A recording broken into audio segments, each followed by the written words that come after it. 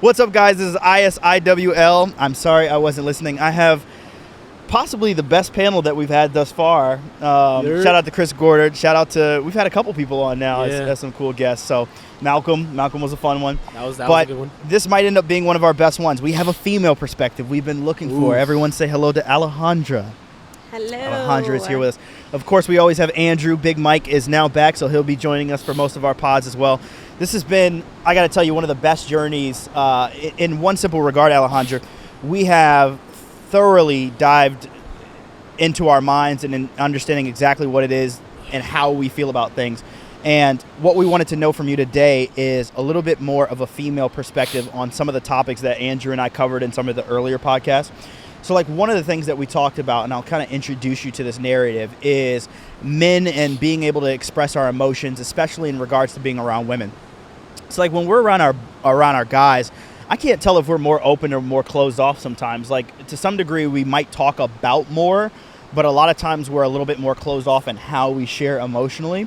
And as of recent, I've noticed, like, especially in the dating world, when you date, and even if you're in a serious relationship for a length of time, men are having a harder time, or talking about having a harder time with expressing emotions to women. I saw a post the other day, and the guy he was like, you can cry at your father's funeral. You can cry if you lose a kid. You can cry this, but never cry in front of your woman for, like, normal things. And it's like she needs to view you as this supreme, macho, always in charge, always well catered individual.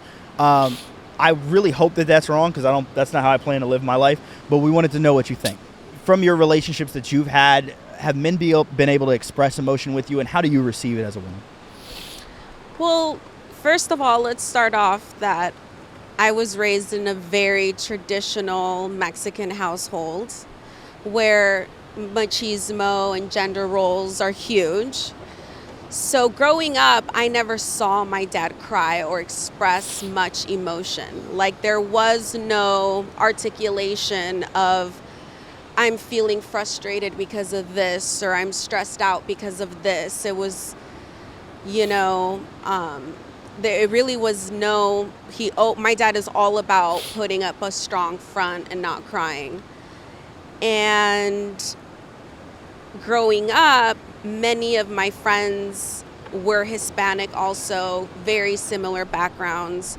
So kind of like the guys that I grew up with had that same mentality. They were raised to have that mentality.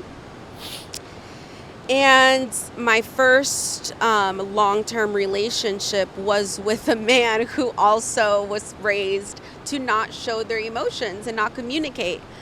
And then I married someone who was very emotional and didn't express his emotions in a healthy way. So I kind of went from one extreme to another.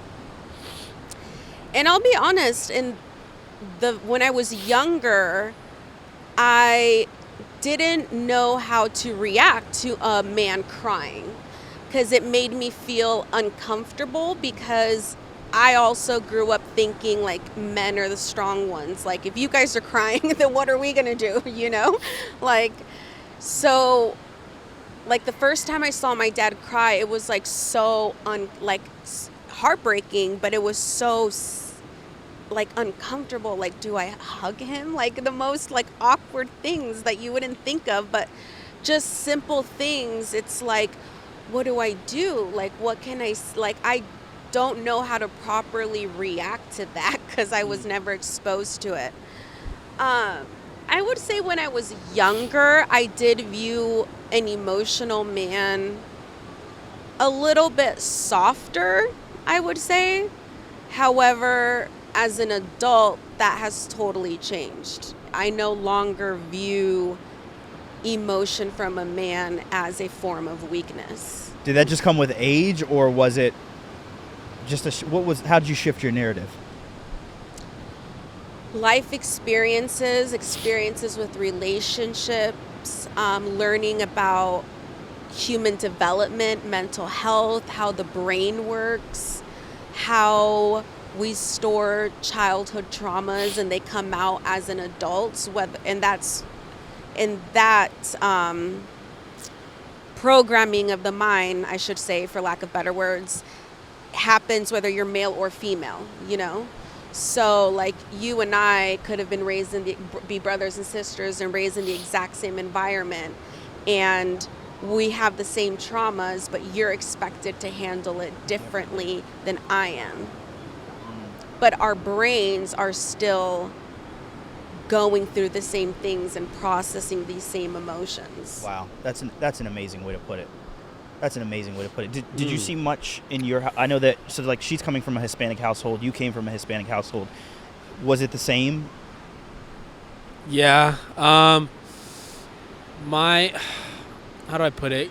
Growing up, same thing. Like my dad, he's like one of 7 siblings. No, one of 8. And so a lot of males.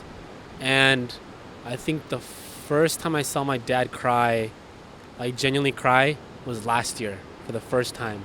Wow. And it was Christmas. It was Christmas because his mom passed away a year ago, July 4th, which is coming up. And I got him, and that was super tough for him. And I didn't see him cry for that, but I could tell he was down. And for Christmas, I got him a picture of my little brother and his mom. And that was the first time I saw him cry. Like, he actually wiped tears from his face, and I was like, and like looking at it, I was like, it made me emotional because I'm like, dang, like, he grew up, like, he lost his dad like 8 years ago or something like that, and that was tough for him. But even then, like, he grew up like telling me stories of like his dad was very much like, you show like no weakness, like even if you were injured, like he told me stories, you know, he broke his collarbone and he could not show that he was, wow, because his dad was just like, don't show pain, like don't show emotion at a very young age. And so I think that affected him. And my mom's like, she's very strong, but you know, she's very much, as she's gotten older, she's very much more emotional. And I've seen kind of my dad break that barrier almost. Like now he does show a little bit more emotion, but I was kind of mostly taught like, don't really show emotion, but I also grew up with a lot of women. Yeah. So it's hard for me not to show emotion. So that's what I was going to say. Like for me, I grew up with 2 women in the household. Like my father wasn't around very much. I had some male role models, and I also had some what I would call detractors, some men who probably taught me some of the things I shouldn't do, and I had to kind of learn out of that, if you know what I mean. Yeah. But growing up around 2 women, like they were very much in tune with me showing my emotion. Like it was never a problem. So when I was growing up, I was like, oh, I can cry about this. Like it wasn't until I got like on the playground, if you will, like around men who were not in my household, that I really learned like, oh, you're supposed to be brave, you're supposed to be strong, you're not supposed to show any emotion. As I've progressed through life, I've learned that like it's actually more of a brave feat to show emotion. And that's why, like, there was a change that happened when I moved to San Jose and when I really got in touch with Cristobal, our brother. And I remember there was a shift where something happened, and I saw someone passed away. I think it might have been my grandfather or my aunt passed away. And I remember I just started telling Chris something I had never told him before. I was like, hey, I love you. Like, at the end of every call, it's like, I love you. And I'm sure for him that was probably weird because he's probably like, bro, what are you like? Why are you doing that? And then all of a sudden he was like, hey, I love you too.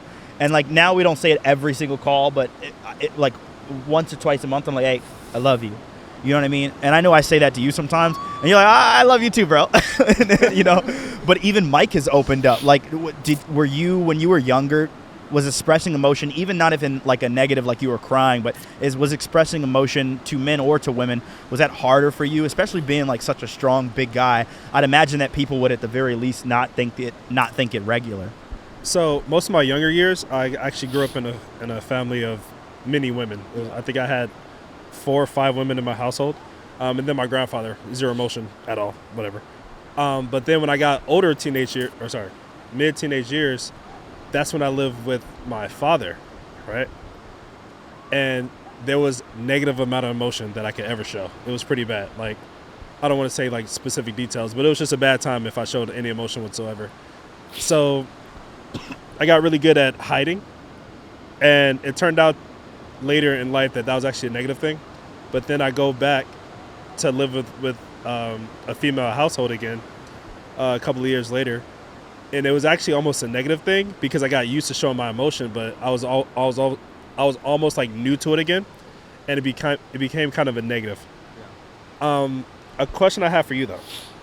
So let's say you meet a guy who's like just super hard. First 5 years he's like a solid rock. You appreciate that. You can let your emotions out. It goes against him. He takes it in, absorbs it. He's like the rock of the family. What if later in life he just not decided, but he became like emotional over time? Would you feel more so like appreciative to that, or would you rather him go back to how you met him? Ooh. I think I would be appreciative because, one, after that amount of years, you are comfortable with one another. Okay. I would hope so. And I truly believe the purpose of life is growing and evolving, regardless of whether you're a female or a male. Okay. So I would view that as growth, as evolving as a human being. So for me, I would respect that, I think. Yeah, it's interesting because it might not even be growth on his part. I think a lot of the times when men they're actually coming out of a shell. So like that 4 or 5 year period is probably him getting accustomed to you and then becoming comfortable and then taking a very big risk. Like taking a very big risk by being like, all right, I'm going to try this. I'm going to try and be emotional with you and I'm going to see how you respond to it. I would hope that it's not such a drastic change, and I would hope that gradually from the beginning. I do think it's a part of your emotional stability and self-awareness to be able to recognize that your emotions are not to the detriment of a relationship. As a matter of fact, they contribute. But I do know that for most men, it could be very difficult to bring that out at some point.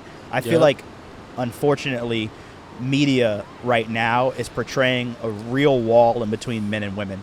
And they're portraying an even bigger wall in between men and women in regards to the validity of a man's emotions in a relationship and the validity of a woman's strengths and ability to care for herself in a relationship. So we have a very weird point because it's kind of like if Andrew and I both have something we really want to get off our chest to each other, who goes first? And somebody on the other side has to actively listen. And that's difficult because if I have something I really want to say, it's very hard for me to be like, all right, I just got to listen to what Andrew says first, receive what he's saying, maybe even apologize if I've done something wrong. And then without seeming like I'm just throwing it back in his face, now I got to say something to him about how I feel, and then he's got to receive that too. And I feel like we're in a weird space. It was interesting that you referenced a pendulum earlier because you and I talk about this a lot, in our off time. It's hilarious that when we look at history, even if you look at music, if you look at like the 50s, 60s, 70s, I noticed that there was a very male dominance. Women were not nearly as important. There's even like probably some levels of abuse that were happening that today we classify as abuse that were extremely normal back then. Then you get into the early 2000s and you've got Usher and LL Cool J and people who are like, women are beautiful and they should be cherished and they should be loved. And now you have this pendulum swinging a little bit more where it's like women are starting to say things along the lines of like, we don't need a man, or if we do, he's got to be quote unquote high value, which brings me into my next question, which is to you, I trust your opinion. What is your opinion of what a high value man is? We know what maybe the narrative is from society. It's a man who makes 6 figures, who's 6 foot, who's buff, who's got nice cars, nice house, all those other things. Maybe some other things we won't talk about, right? But what is a high value man to you? And if it's the same thing, I'm okay with that. But I just want to open up that dialogue.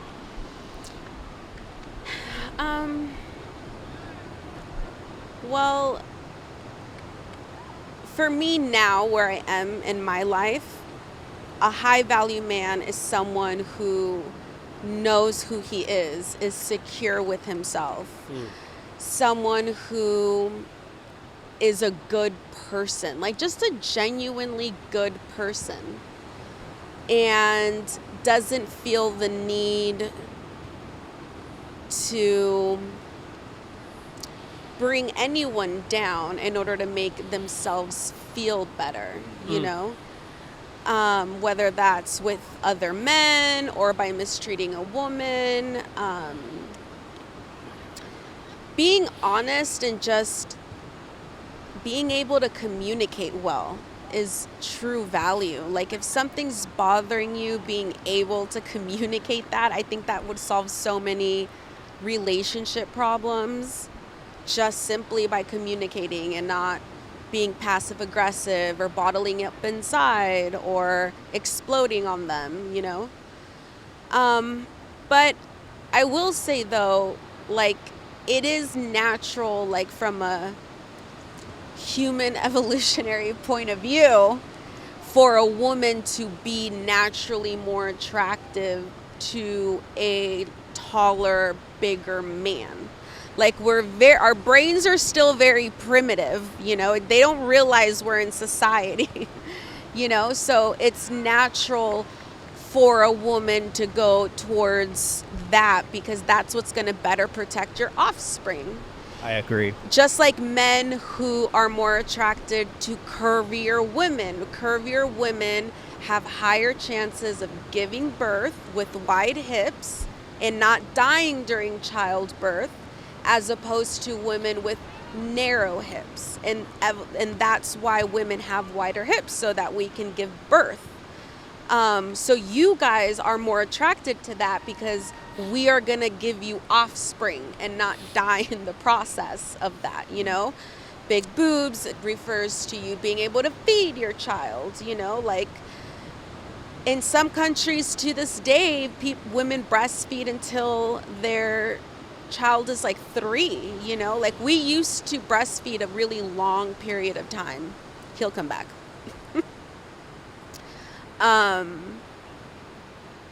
So I will give that caveat, you know, so it doesn't seem like girls are just super, like, not materialistic, but just focusing on the physicality. Yeah. I think that's a factor, you know. As far as money, I don't know about a man necessarily having to make over 6 figures, but when you're talking about marriage and having children, as a female, for 10 months my body is going to be growing a human being, and after that I need to raise that child. And I was a stay-at-home mom for almost 5 years, and it's a lot of work. My hats go off to the women that after 3 months of maternity leave, go back to work, do everything. Like, you know, I don't know how they did it. I mean, you do what you have to do in this life, you know? So if put in that situation, then that's what I would have had to do. But, you know, you want someone that can support you in that process, you know, like, and financials do play a role in that, you know, like, are we gonna be supported to a certain extent? Not like, you know, not that we need to be in this mansion, housewife with nannies.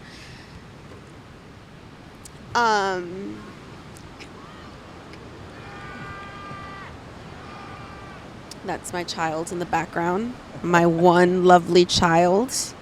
We can edit that out. It's fine.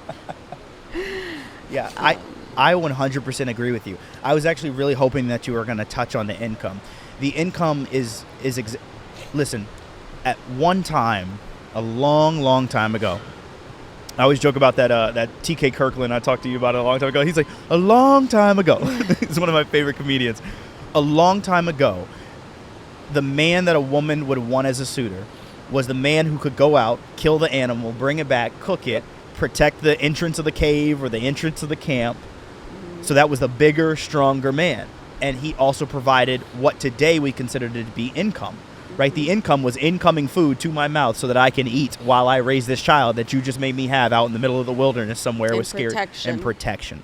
Exactly. So I don't think that we've lost any of the natural tendencies in relationships. I think what has happened is, unfortunately, people have taken that narrative and then they've conflated it into absolutely drastic proportions. And I think that's what scares us as men, is we're like, whoa, wait a minute. We all have to be 6 foot. We all have to make 6 figures. Otherwise, we won't have a happy relationship. Now, mind you, what I've always talked about in terms of narratives is that A, they're toxic, and B, something that I haven't talked about in quite a long time is that you usually see the most extreme opinions when you look online. Those are the ones you're most drawn to because they're either the closest to you or they're the furthest away from you, right? And so we'll often look and go, man, like if you see something that you like a lot, you're going to look at it more, right? But it might be an extreme opinion. If you see something that's extremely insane, you're going to be like, I need to keep an eye on that. So what does that end up doing? It means you end up watching it more often. So it's something that concerns me that we don't have more open dialogue and conversation. And a lot of that is the reason that we wanted to start doing this. We felt like certain individuals in the space were having really honest and open conversations. People like Joe Rogan. There's a couple of other podcasts that I'd highly recommend. But we wanted to do the exact same thing. We wanted to bring people on and make sure that we started to talk about what's the actual baseline, what actually makes sense, because sometimes these narratives get blown a little bit out of, not a little bit, they get blown heavily out of proportion. So in our next section, what I'd really like to talk about is just what it looks like for you in terms of, as much as you're willing to talk about in terms of dating. And also we know you do jiu-jitsu, so we kind of want to know from a woman who's doing something that's normally been qualified or quantified as maybe a more masculine tendency, what is it like to be a woman in your environment? How has that affected you? What is your growth? Last time we talked a little bit about, the martial arts and how that kind of affects us. So I kind of want to know from a woman's perspective as well. Okay? So, Reg, I got a question for you. So, dealing with a topic we was talking about with society. So, there's a stigma that whenever you start talking to a girl initially, you're supposed to act your best, show her like your best side of yourself. And typically, we get taught as men to be more mature, more macho, not show as much emotion. Do you think that's like a good or bad thing? My mother always said that the first person you meet is that person's representative. And I've always agreed with that. So no matter if they're male or female, people are always going to put their best foot forward. It's to some degree, it's a defense mechanism. We talked about that before. To some degree, it's also because I want to present the best version of me, or what I think that is to you, because I want you to like me. I want you to enjoy my company. I don't think that there's anything innately wrong with that. I actually would encourage it. But what I'd also encourage is doing your best to make sure that that best version of you is as close to the real you as is possible. And the earlier that you can do that, the better. And that's where that self-awareness plays a really key factor in you deciding, who am I as a person? What do I like about myself? What are some of the things that I don't like about? And then what I'd recommend doing is using that self-awareness to self-empower. Start the journey. Become that person that you present to everybody every time that you meet them. And what you'll notice is it becomes less exhausting to keep that persona, for lack of a better term, up. So like now when I meet a woman especially, I'm pretty close to Reggie. I may not like be jumping around. Like, you guys know me, I'm hyper. Like, I jump around, I laugh loud. I'm not as boisterous as I normally am, but I'm pretty close to who I am. At work, I'm pretty close to who I am. In public, I'm pretty close to who I am. Because honestly, I'm too lazy to keep up a facade. So, you know what I mean? Like, I don't want to do that. But to answer your question more in depth, and I'm going to take it in a direction maybe it wasn't intended to go. When you present that best aspect of yourself to that person, you're also setting the tone. Okay. Is that what you were thinking about? Yeah. You're setting a tone. I feel like you're like almost setting a tone that's expected to be there, because once you start showing emotion, because eventually you start to get very close to your spouse, and that's your significant other, to the point where you're allowed, or you damn near have to tell her everything about you, right? And she's going to eventually start prying in, hey, what's wrong? Hey, something's bothering you, blah, blah, blah. So if you wait till that point till you become emotional, you almost become, in a weird way, a different person. Like, I know it's Very like a more much so. extreme way to say it. Yes. But you're also not like the super hard head that she met you as. So that's what I was asking towards. Yeah. Can I turn the conversation to you for a second? You've talked about this, which is the only reason I'm willing to bring it up. You've talked about this on camera. Very early in your relationship, you talked to Nicole about your battle with your mental health. And I thought at first, let me tell you what happened to me first. I never talked to you about this. First thing that happened to me emotionally when you told me that you talked to her about your battle with suicide and thinking about it was, oh my God, why did you tell her that? That's what I had been conditioned to think. And then my next thing was like, wow, how brave are you? And secondly, what was equally as important was, wow, how much trust do you have for her? That's amazing that she's that amazing of a woman I agree. that he can have that type of conversation with her. Why did that happen so early for you? And I'm going to lead you. I kind of want you to tell me a little bit about how she gained that trust. But if it's different... No, that's a good question. I guess for me, I've talked about past relationship and stuff like that. This is a separate question I was going to ask you. But I guess we live one life. Let me just put it that way. 25 years old, I'm still young, but I am very old fashioned and like, I only want to get married once. Like I only want, like my time is valuable. My time is absolutely valuable. Everyone's time is valuable. Well, some people don't value their time as much as others. And so for me, when it comes to spending time with certain, and this also goes towards friendships too, but I'm gonna kind of keep it on like just relationship. Like you said, I want to put my best foot forward, but I want to put myself forward. Like I don't want to put a douchey Andrew who's not actually douchey. Even though, some people say I look like it, whatever, it beats me. I wanted to put my best foot forward in a sense of like, this is who I am, in like a very honest way. This is what I've been through. This is who I am. I'm still growing. I'm still learning as a human being, but this is who I truly am, in point blank. And so I knew that I didn't want to waste this other person's time, and I didn't want them to waste my time because my time is valuable.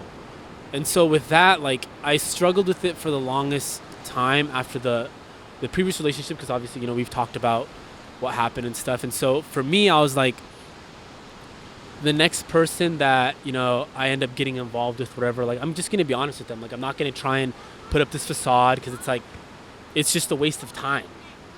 And so I kind of just let it happen. And she was honestly, I think what really allowed me to be honest right off the bat and tell her was she was more honest with me as well.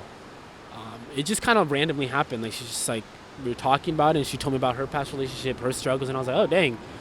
And so I kind of dabbled in the same conversation. And then it just kind of like walls were just broken down. And then I expressed that and she took it well and she still takes it well. I still struggle with it, like showing emotion, just because I'm like, I've been put in this situation where I show emotion to another woman and it's almost like shown as a sign of weakness. And they go to another man within our relationship. You know what I mean? We've talked about it.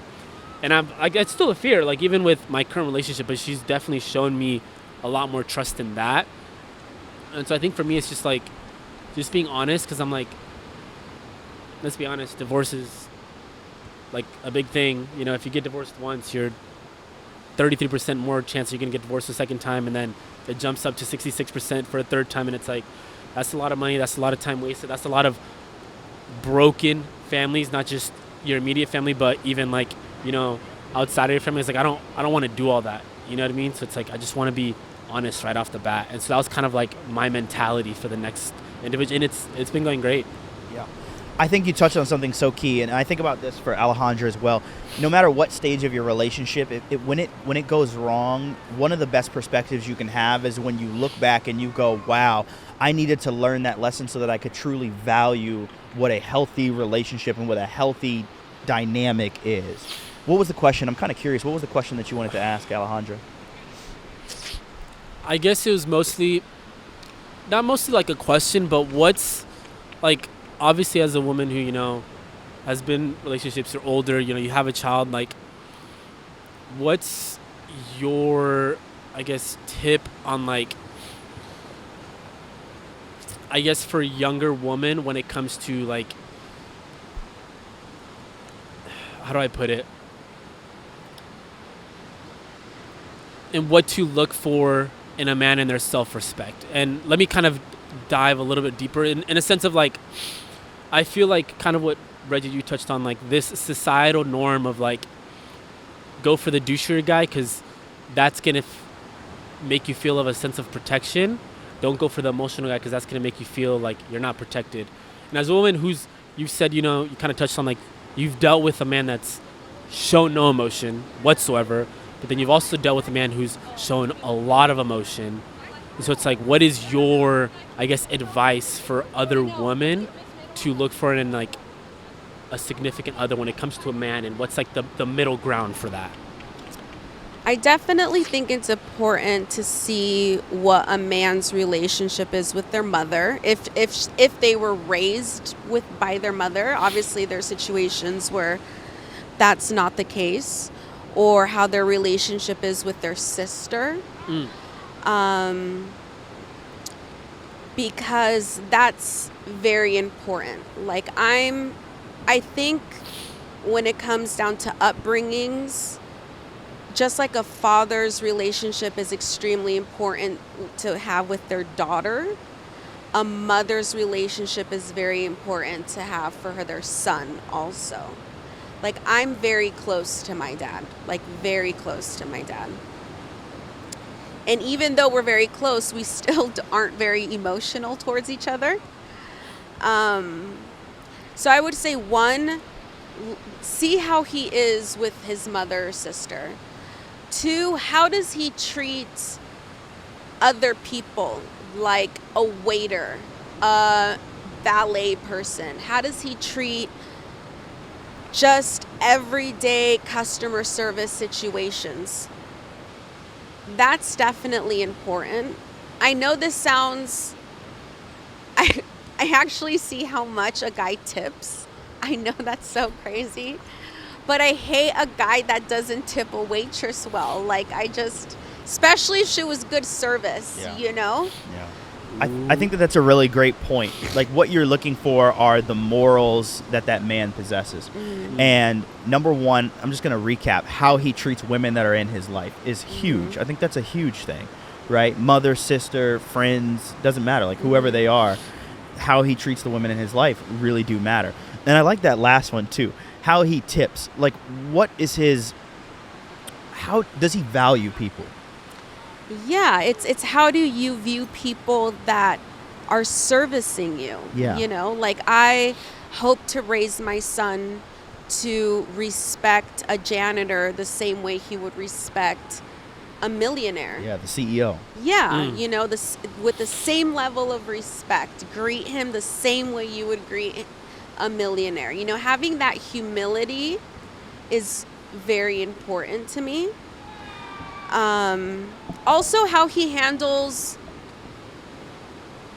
stressful situations or arguments with his friends, or how he interacts with his coworkers. Like, is he bitchy? Like, is he gossipy? Like, is he always complaining? But in general, for me, I don't even gravitate towards girlfriends that are like that either. So that's just a rule of mine in general. Yeah. But that's also something I look out for. I have a question. Do you have siblings, right? Brothers? I do. However, my parents divorced when I was 11, and my first brother from my father was born when I was 15. And my mother never had any other children, so I'm my mother's only child.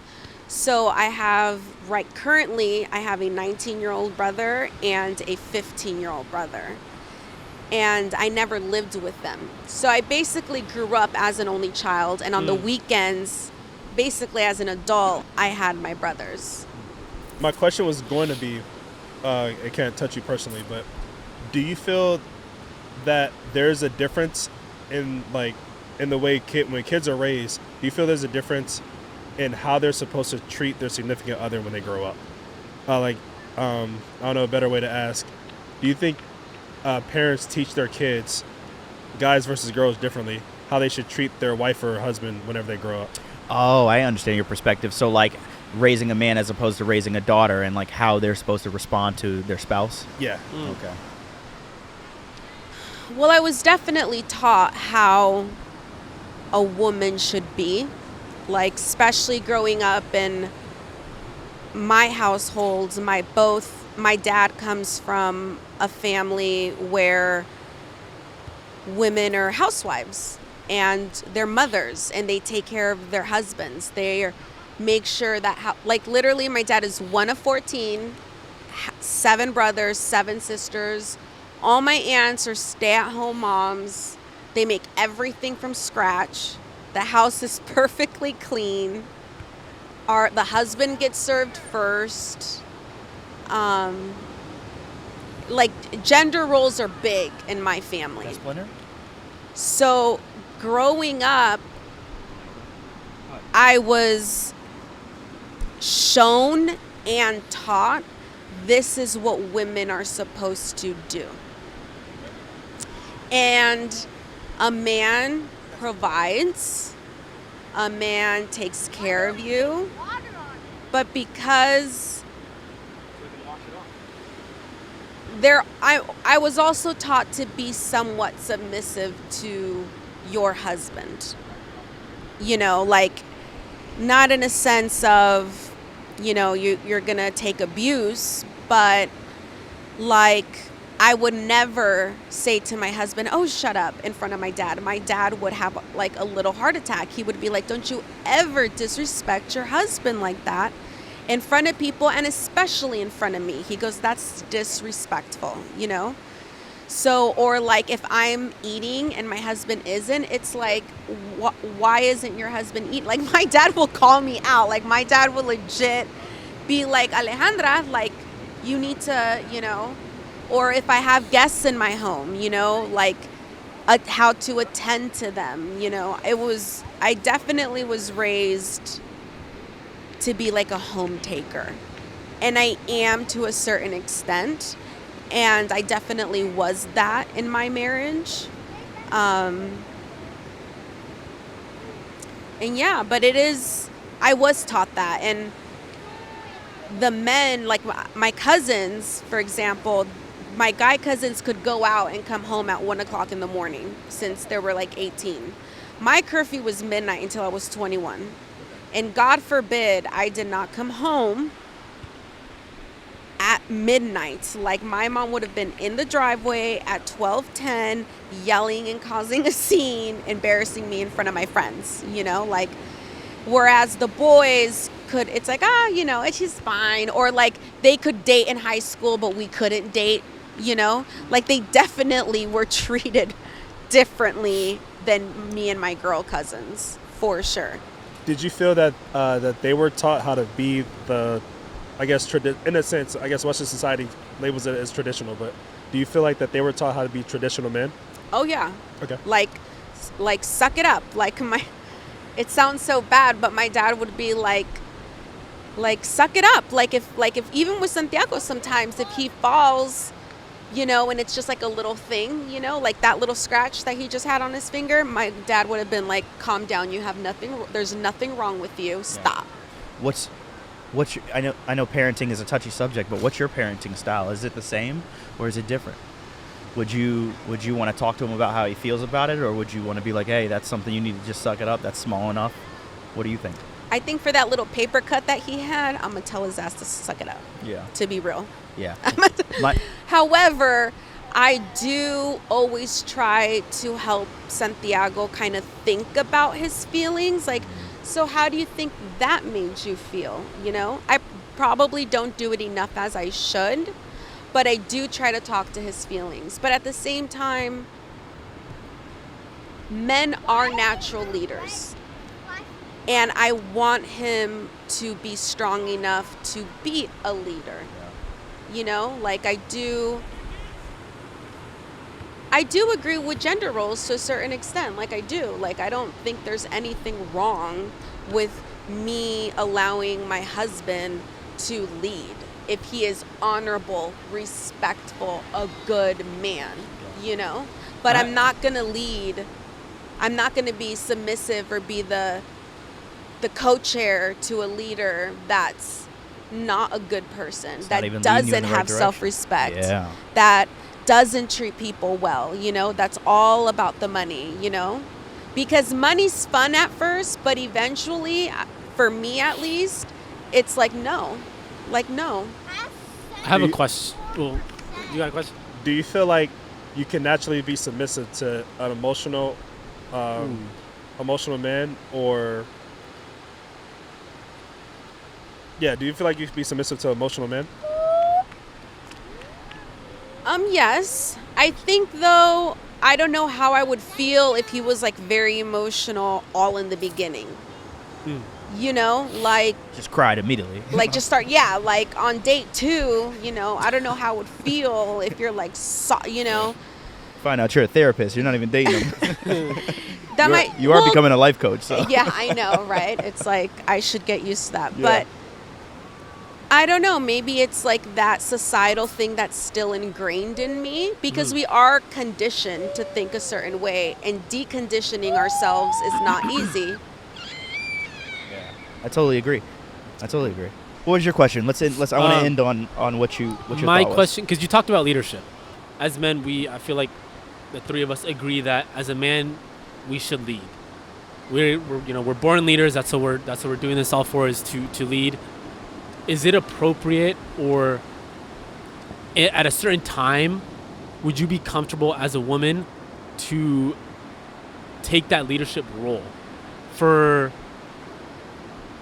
some time while your man is going through something? Because I guess the reason I ask is because we look at the statistics and everything like that. Like, you look at the suicide rate, you look at all that stuff, mental health. I know you talked about mental health. Like, men are at the top of the chart because we're suppressing so much of what we're going through. And I feel like there is at a certain extent where, like, I know for me, where if I need it, that I want my woman to lead for a short period of time, for me to go figure out like myself and be able to take that leadership position rather than tearing the whole house down with us. Before you answer that question, can I ask what is leadership to you in a relationship? In a sense of like, is leading she needs to go out and make the money to bring home the bread? Is leading no, not in a like, sense of like, we have a direction, can you help pick up the mantle and make exactly. sure we still get there? Yeah, so like if at some point, because when I was going through, like the whole mental health, like I was still making the money, I was still doing everything, just are you able to pick up after the pace that we're going at? Yeah. Make the small decisions needed to make, help me out with guiding me at a certain point if I need it. Because I feel like, we talk about roles and stuff, but I feel like at some point it's like, I can't give you everything, because then it's almost like taking care of a child. Like, I feel like in the societal norm, it's kind of like men are not really dating women in society's perspective. The way it's perceived, it's more of like men have to be these high value men making all this money and all this other stuff, but it's like we're kind of taking, and I mentioned this to you, it's almost like I'm taking care of a kid now because I have all this stuff to offer. What do you have to offer? So I guess that's my question. Where is that? Are you comfortable with doing that? And then what does that look like? Okay, so I totally understand where you're coming from, and I really do believe in like the balance of things and the whole yin and yang theory. I think that women are like the yin to your yang, and like together we complete one another, our energies. Where you guys are strong, we might be weak. Where we are strong, you guys might be weak, And yes, it's about supporting. Sometimes you do need to, if, let's say, for example, if in my past relationship, if he was going through a really difficult time with his business and he was just stressed the F out, it's like, okay, like, I'll pick up the kids from school. Don't worry about picking them up from practice. Like, the food's already ready. Like, come at whatever time you need to come home at. You know what I mean? Like, I'm going to do whatever I can so that you can focus on your business and on whatever it is you need.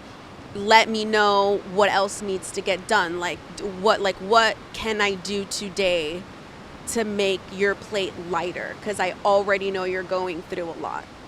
So that's just like one example that I can think of, Yeah, sometimes it's not even always like taking over leadership. It's just picking up the slack wherever you see it. It's like It's like you said, like if he usually picks up the kids from practice and he's like, babe, I'm going through it right now.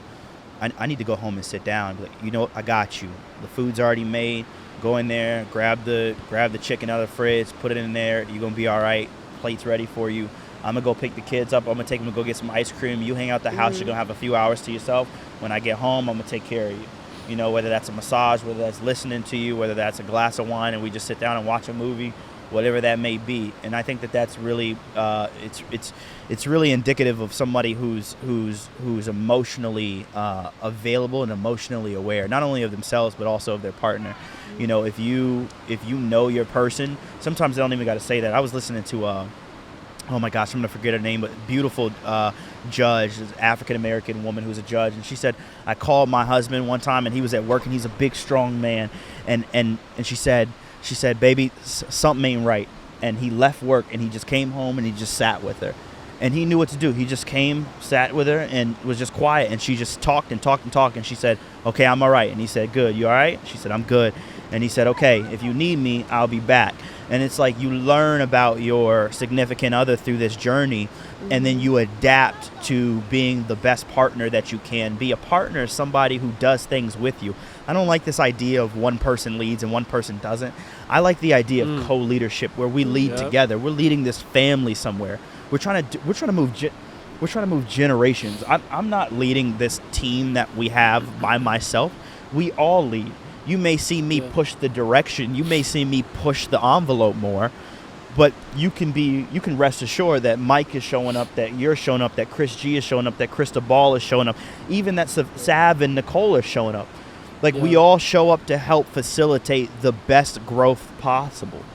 It's not one person doing it, especially when you're trying to affect generations. When you're trying to affect a child, you shouldn't have to do that by yourself. I won't say you can't, because like my mother did it by herself. My grandmother was always there. So I'm not saying that you can't, but if you have that other individual who's present, they're helping to facilitate, I talked to you about this earlier, facilitate the best environment possible for you to succeed. And if it's me and you standing on opposite side of the buildings to hold that house up, it's a lot better than one person dead in the middle trying to hold the whole thing up by themselves. So I highly recommend picking your partner wisely, because if they truly are a partner, they're very much like the partner in a firm. They're going to help contribute to the success of whatever it is that you guys are aligned on tackling, right? And so I think we'll wrap it up there. Thank you so much for coming. Thank you. This has been an absolute pleasure. Hopefully we can have you back on. I do. I definitely want to, because I think it's important that average people have these conversations. I Like agree. the Joe Rogans are absolutely amazing. Yeah. You know, like all those, the Jockos and the everything, that's great.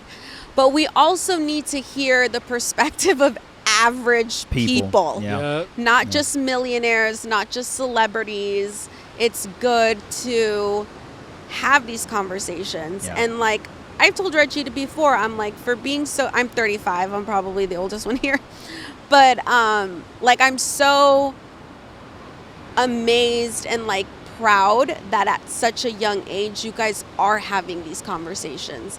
And as much negativity that comes from social media, I really hope that this is an area that social media has kind of opened the door to talk more about mental health. So that's like one positive we can come out from it. But no, I would love to come back. Yeah, we'd love to have you. Guys, absolutely. thank you so much for coming out.